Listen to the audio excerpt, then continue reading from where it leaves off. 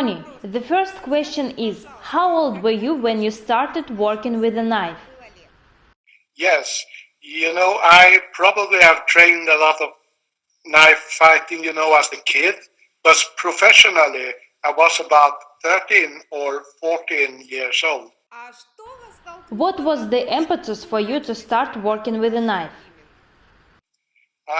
I've always been interested in knives, not only as a way of fighting, but, the beauty of the blade, the beauty of the design. But I actually belong to a style of martial arts where a weapon style. So the knife is just one of many weapons that we train. And it was not really, I didn't seek this out. It was a friend of me who took me to a club when I was, a martial arts club, an organization, when I was on holiday. And I got interested and I started training there. Can you tell what kind of system of knife fighting you practice? I practice actually two knife systems, but they are closely related. I belong to a mixed martial arts between Chinese and Japanese style, but there are also some Filipino and Korean mixed in that. It was built or created in the 1940s and 50s after Second World War. And the knife system are a mixture between Japanese and and mainly Chinese, but with some traces of Filipino and even some other types of knife fighting. So there's a lot of emphasis of different kind of knives, and you should actually know anything from how to use a kitchen knife as a weapon to a specialized knife that you have in, for example, the Indian martial arts system or the Indonesian or the Filipino or Chinese or Japanese. So there's many styles of knife fighting. And of course, it involves also knife throwing techniques. Tony, can you tell us about these two systems? What are the advantages of each? The advantage of my system. Well, I don't know. I would say all systems that have some age to it are good systems. And everyone has their special system for knife fighting. I would not say that one system is better than the other, but I would say the more you practice knife fighting in a realistic content, the better the system gets. Uh, I like our system of fighting, but I have also tried the other systems of fighting, and they are very good. May I just say some more? Uh, for me and for my teachers and for those under me, this has always been important for a martial artist to seek out other disciplines, other forms and styles of martial arts to learn the best from everyone. That has always been very important. One should not stay all the time in one's own style of fighting, but you have that as a ground, something to build on, and then you learn more and more by visiting other clubs, other organizations, and learn there so you can evolve. That is how martial arts actually evolves in this world. Not by doing your stuff and nothing else, but by doing your stuff and other stuff so you always can get better. Tony, does your system have some logical model? Yes, and it is built upon using the fist, not thinking about the knife and the blade, but using the fist. I can demonstrate for you. If I have, for example, a blade with a reverse grip, like this one, Yes. a modern version of a karambit, uh, I should not think of the blade, I think of the fist. And the way I use the fist and move the fist, the blade will follow around. And it's the same if I have, for example, an old-fashioned bigger knife. Okay. I use it as a fist. When I use a sword, I always think of the tip of the sword. And when I say think, I don't mean think with the head, but it's a feeling. I instinctively think about the tip of the sword when I use the sword because the power of the sword is in the tip. But a knife doesn't have that kind of power. Then the power is in the fist. And if I practice knife fighting, I can practice without the knife first. Just move my fists. Then I put a knife in there and I do the same movement. And it will be a part of my fist. Would you mind to share? Is it important for you what kind of knife do you use? Is it long or short? Yes. Uh, the answer for me is no. It's not important what kind of knife I use. We train with all kind of knives. We train with knives that are actually martial art weapons. We train with knives that are traditional weapons.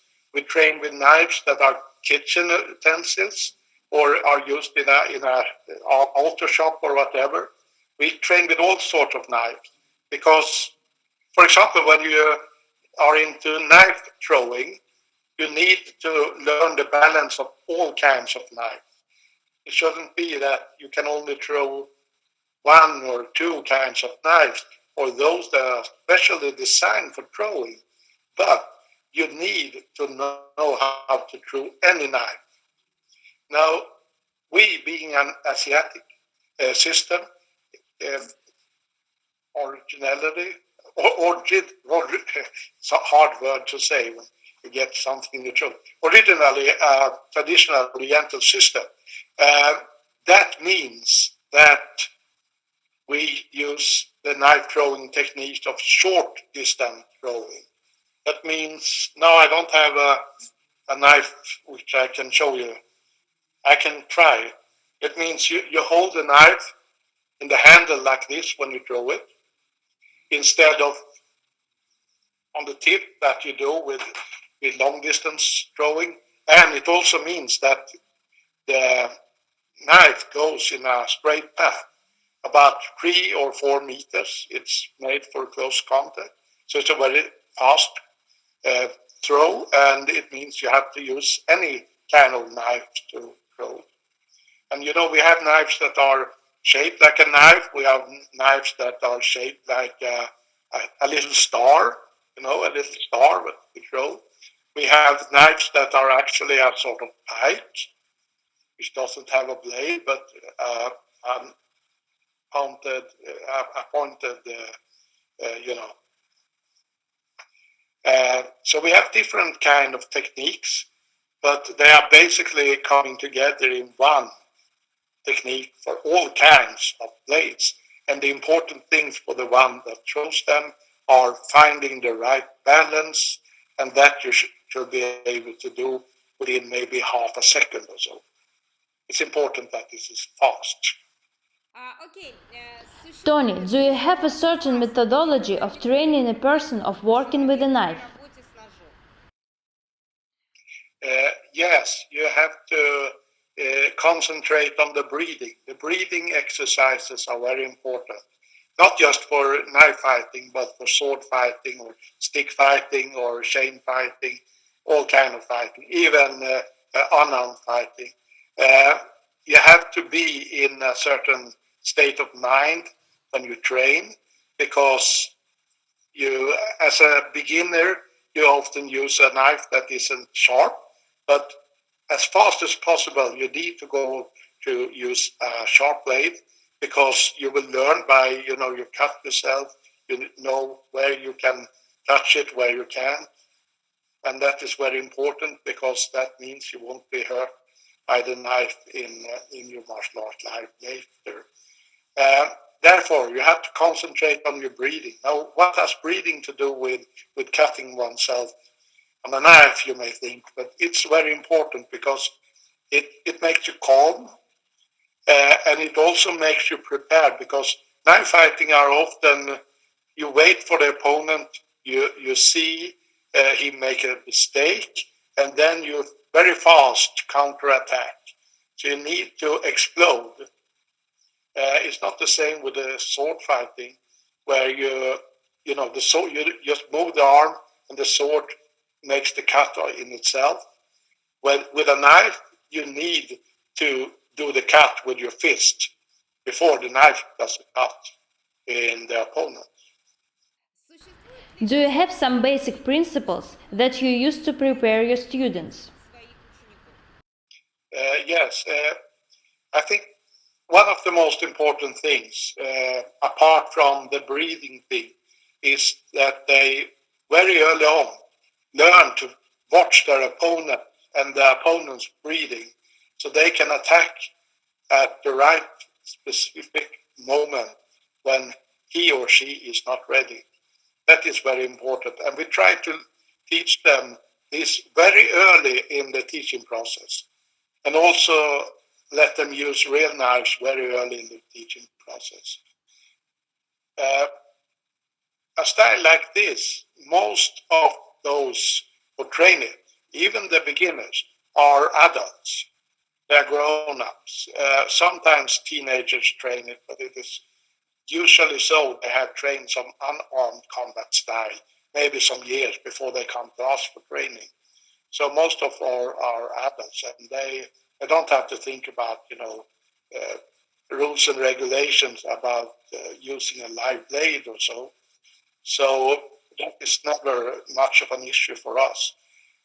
Instead, it's important to learn hand fighting in such a way that you avoid all kind of injury that you can get, but also get the feel of your opponent.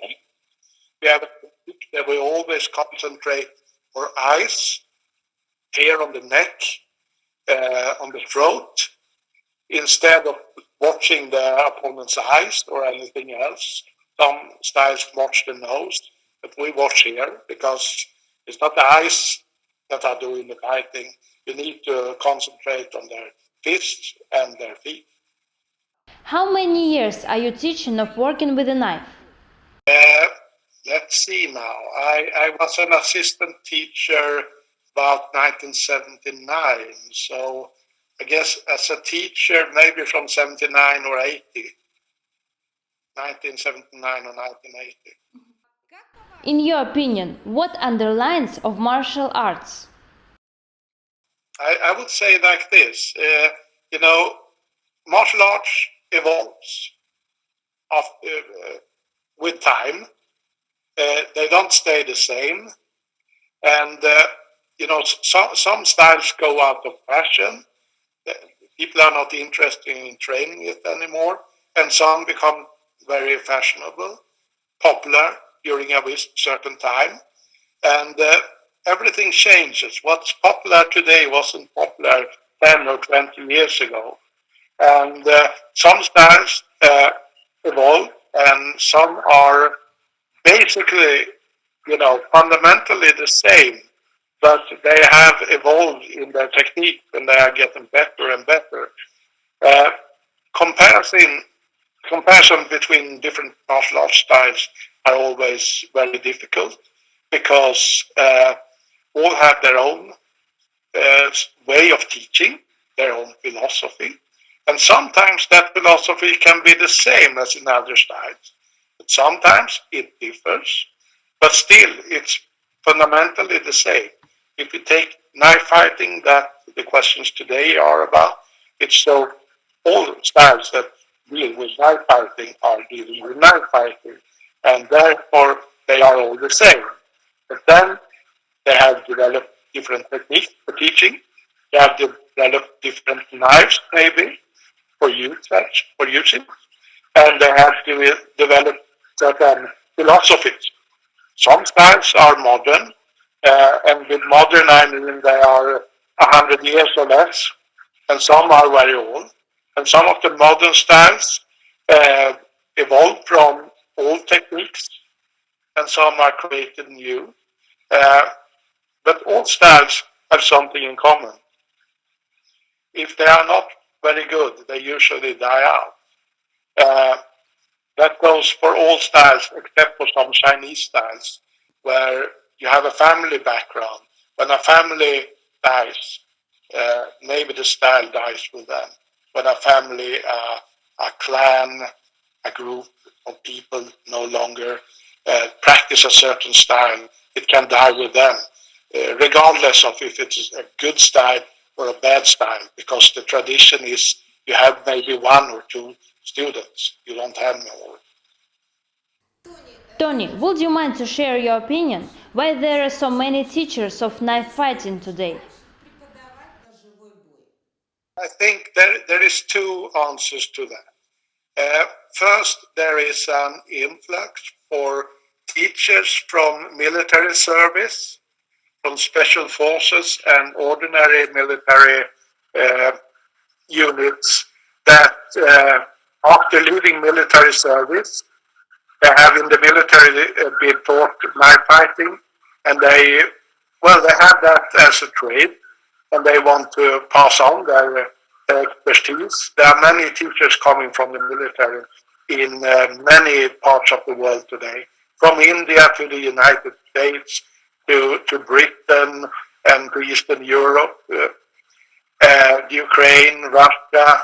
Uh, there is also many systems today that emphasize knife fighting as opposed to maybe 10, 20 years ago, and even 40 years ago, it was unarmed combat that was the most popular form of martial arts.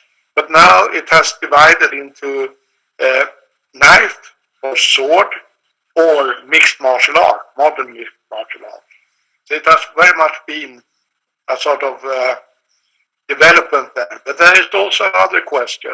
Knife fighting is often a part of the Filipino martial arts clubs, and they have had the tradition that they, in the West, didn't take up the curriculum of knife fighting, but that has changed. It was always stick fighting, 20, 30 years ago, but now they use their knife techniques also, and that means they hit the Western world, and we benefit from their knife fighting techniques also. So I think there's many factors that contribute to the increase in martial arts systems that emphasize knife fighting. How do you think why one decides to start practicing with a knife? I think that differs a lot. You know, I think it's the same like with traditional martial arts. Some are taught by their parents, and then it's a family or a clan thing. You know, techniques that are passed on. In many parts of the world, it works like that. Then you have formal schools, and then it could be any specific reasons. I mean, I didn't plan to train knife fighting. I just happened to follow a friend who was fighting with knives to the club, and so there I was, and I found it interesting, but it was nothing I had planned before. I went there because I heard there were weapon training, and that interested me. Um, I also think that because there are so many systems today that are teaching knife fighting, that makes people interesting. And of course, there is knife fighting scenes in Hollywood movies and Eastern European movies and French movies and Italian movies and Chinese, Japanese, Filipino movies, Indian movies. All of that together makes people interesting in learning about the knife. The knife is a special weapon because we all have knives around us. And usually we have knives around us 24/7. That is the whole time. We don't usually, I have, because I'm a martial arts teacher, I have swords around me. There are swords hanging on my wall at my home. But that's not generally the thing. But of course, all have knives. If you're going to cut a piece of bread, you need a knife. If you're going to put butter on it, you need another type of knife, and so on. You're gonna do some cooking, you need a knife. It's a part of life. Knife is something we are taught to use from childhood. because we need that. It's not only a weapon, it's a tool. Therefore, it is the most easy thing, the most easy weapon to start training with. And if you have a professional trainer that can make you do it right, the best way, and still a safe way, so you don't kill yourself the first day or something, then people get interested. They want to learn. It's something, it's a fascination, I guess. As I told you in the start, for me, a fascination with knives also was design, the beauty of the knife. But that also goes for me when it comes to different kind of swords. There's something with the steel and the way it reflects lights that interests me in a stylistic fashion sense. Also, it is a beauty in that kind of weapon that you don't find in a staff or a chain.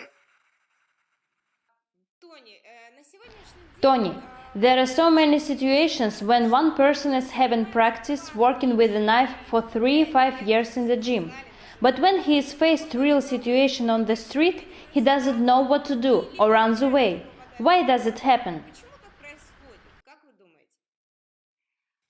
Well, I would say that first it depends on the street if the person has his knife with him or her. Of course, if the person is unarmed and only have trained knife fighting, they cannot really use that skill very good without the knife. But if, for example, the law provides some sort of ban on using or carrying a knife in public, one way is that you can use a wooden knife, an oak knife or something like that. It can be used just as an ordinary knife or protection. But the main, the real question, or the real answer to your question is this. Violence, of course, means danger. And people react very differently to danger. And sometimes you have to be in dangerous situations to learn how to deal with that.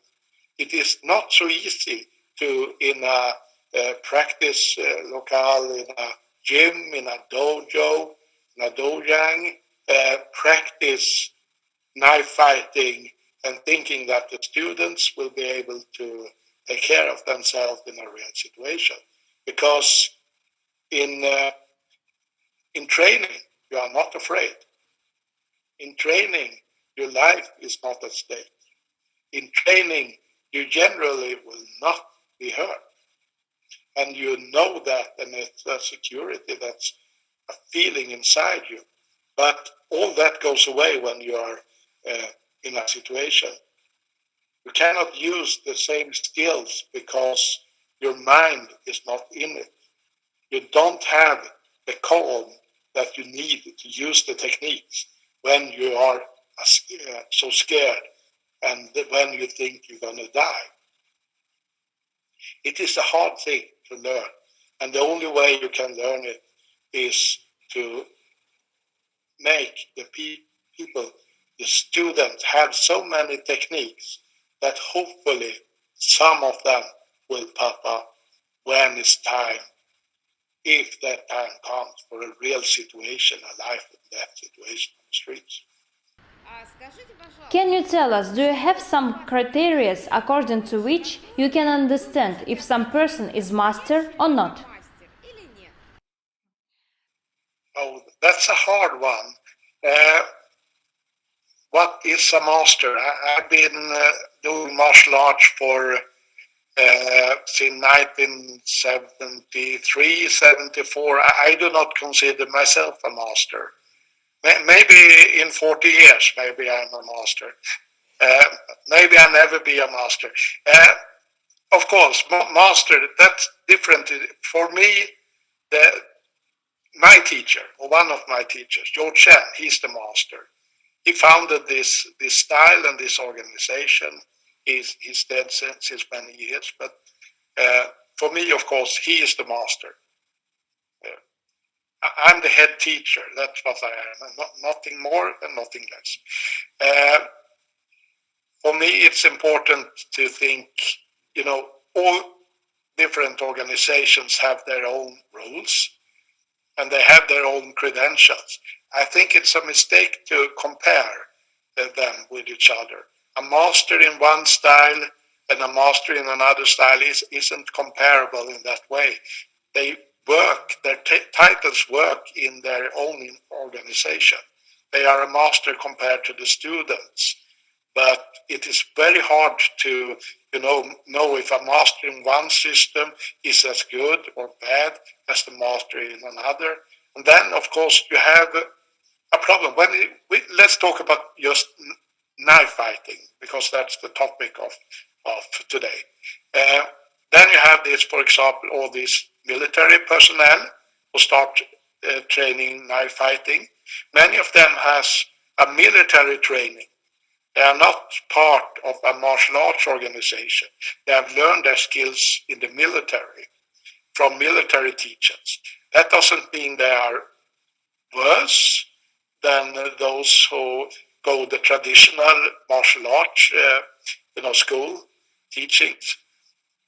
They are just different. They come from a different tradition and have a different kind of emphasis on the knife fighting. And on the other hand, they are the ones most likely to use their knives in a real life death situations, because some of them go to war and some of them live in a war. And that also goes for civilians who live in a war situation, or in a situation with a foreign invasion, where all the kind of fighting, submachine guns, rockets, knives could be used. They, of course, are taught by reality. Reality taught them how to use the knife or the gun or the machine gun. They don't necessarily need a teacher, but they can be just as good or better than anyone that have been taught for maybe 30, 40 years by a accredited teacher. So for me, it's like this. If your techniques are good and if your students are good, then you are a good teacher.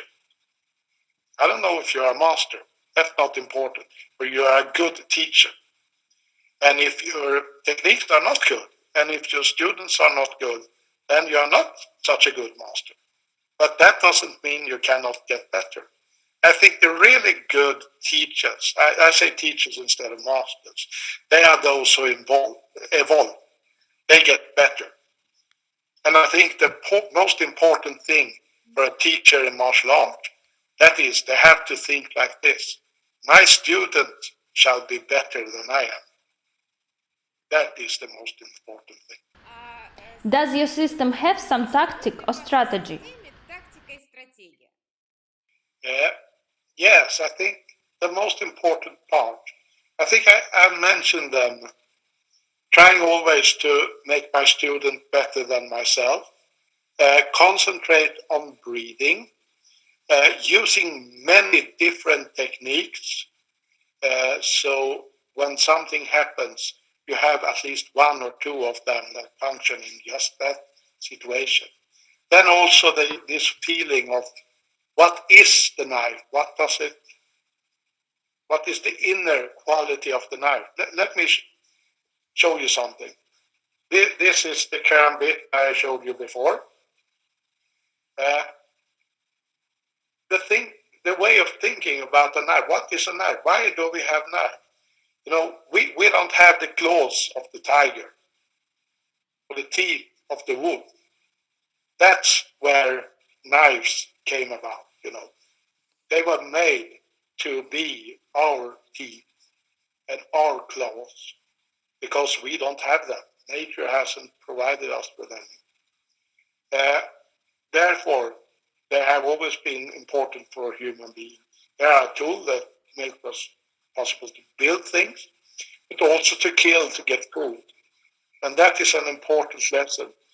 Why do we have knives? And what are they used for? But also, why do they look like they do? For this is obvious. I mean, this is the claw of a tiger. That's what it's supposed to look like. Some knives doesn't look like anything anymore, but they all have this common ancestry. That is, they are the people's knives and claws. Sorry, their claws and teeth. The knives are the people's claws and teeth. And that is an important lesson to pass on to the students, because to know how to use a knife, you also have to know what is a knife. And I told you before about the fist. A sword, you use the tip, you move your hands, but it is the tip that does the work, the casting. But in a knife, it is the hand, because it is just what it is, it's our claw. A lion doesn't fight with its claws, it fights with its paws. The claws are there to follow the paw. And if it strikes with the paw, the claws are there to help. And they cut. But it is the paw that does the motion. And that is what separates knife fighting from many other forms of martial arts involving weapons, like chain, like staff, like stick, like sword or spear or halberd. I think that is the main basic thing. There is an inherent difference. There is an inherent difference in the knife compared to other weapons, and the students have to know it. How do you think, does a knife have a future in 21st century? Oh yes, as I said before, you need a knife if you should cut a piece of bread. You need a knife if you should put some butter on the bread. You need a knife if you should open a plastic bag. You need a knife if you should, do anything. It's an utensil. It is a tool. But you also need a knife for self-defense, because it's the most easy, accessible weapon you have in your home. If there is a home invasion, you probably don't have a machine gun hanging on the wall, all loaded and ready. But you do have a knife in your kitchen. That's what you have. Everyone has that. If you're rich, you have it. If you're poor, you have it. Everyone has a knife. And most people have more than one knife. Tony, how do you think, does it important for person to have psychological preparation before start working with a knife? No, I don't think so. I think you can start training with anything. Any mindset will do. But in training with a good teacher, what you are asked to concentrate on are the movements and the breathing. And like all martial arts training, it's not a good idea to train martial arts if you're angry. You should find some sort of inner calm, and you can do that with breathing techniques, or maybe with meditation before you train, because training, at least as we do it, involves also a lot of physical exercises. So it can be quite intense. Could you tell please some advices to that kind of persons that want to start working with a knife? Find a teacher that they can enjoy working with, and which can teach them something. Of course, they can also learn themselves at home. It's also possible, but they have to think about security questions, not hurting themselves. Start with a knife that isn't sharp. It could be a traditional Japanese oak knife, like the sword bokken. You have smaller versions for knife fighting, or it could be a rubber knife, a knife made of rubber. Teach techniques. Teach yourself techniques. If you can't find a teacher in your area or country, look at the internet or Facebook for technique guides. There are many there. Find your way, and if you have the opportunity, find a good teacher and follow your heart and do what feels best.